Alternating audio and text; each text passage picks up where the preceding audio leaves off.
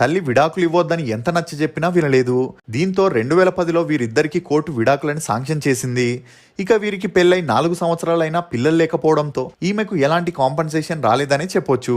ఇక సెలవరాఘవన్ విడాకులైన వెంటనే తన అసిస్టెంట్ డైరెక్టర్ని 2011లో పెళ్లి చేసుకొని ఆమెతో లీలావతి, ఓంకార్, రితేష్ అనే 3 పిల్లల్ని కన్నాడు.